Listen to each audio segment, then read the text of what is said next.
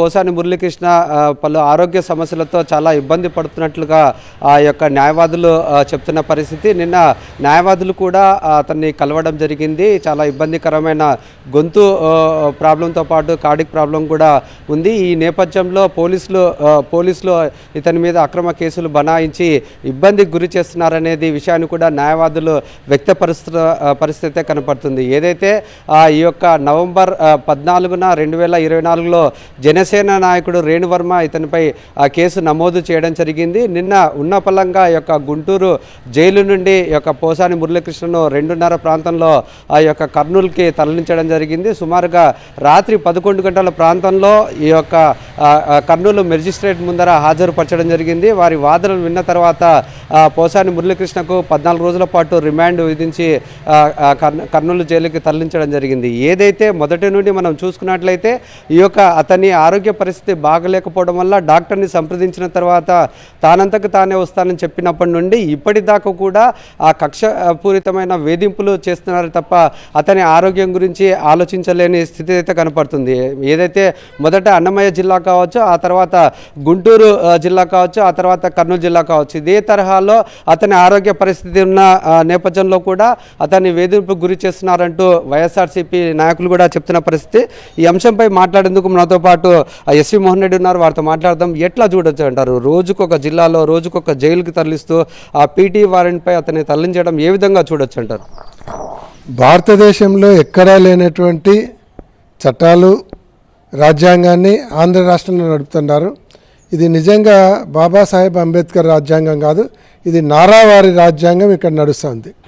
ఇంత కక్షపూరితంగా ఒక నక్సలైట్ కదా పలు స్టేషన్లలో తిప్పినట్టు ఆయన ఎప్పుడో ఒక స్టేట్మెంట్ ఇచ్చినారని 2014లో కేసు పెడితే దానికి అనుబంధంగా మళ్ళీ గుంటూరు, కర్నూలు, ఆదోని, అనంతపురం ఇట్లా దాదాపుగా 15 స్టేషన్లలో కేసులు పెట్టి ఒకచోట బెయిల్ వేసి ఒకచోట పీటీ వారెంట్ వేసి తీసుకొని పోయి ఇంత హరాస్మెంట్ అనేది నాకు 40 సంవత్సరాల రాజకీయ అనుభవంలో ఎప్పుడు చూడలేదు.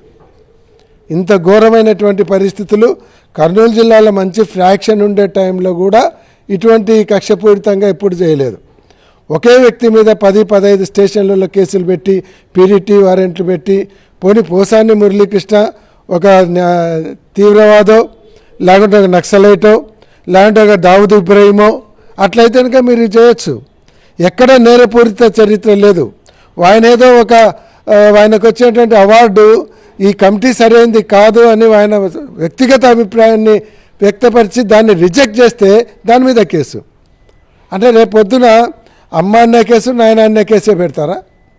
అంటే కేవలం వైఎస్ఆర్ కాంగ్రెస్ పార్టీ నాయకులను బెదిరించుకోవడానికి, వాళ్ళలో ఒక భయోత్పాతం సృష్టించడానికి, వాళ్ళని ఇన్యాక్టివ్ చేయడానికి ఈ కార్యక్రమాలు చేస్తూ ఉన్నారు.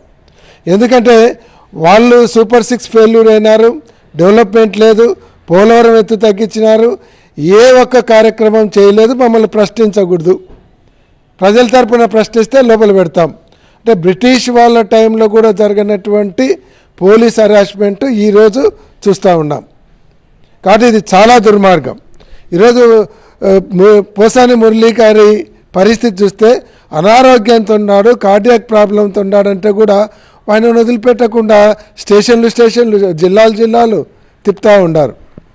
దీంట్లో గవర్నర్ గారు జోక్యం చేసుకోవాలి, అవసరమైతే రాష్ట్రపతి గారు జోక్యం చేసుకోవాలి. ఇది చిన్న విషయం కాదు.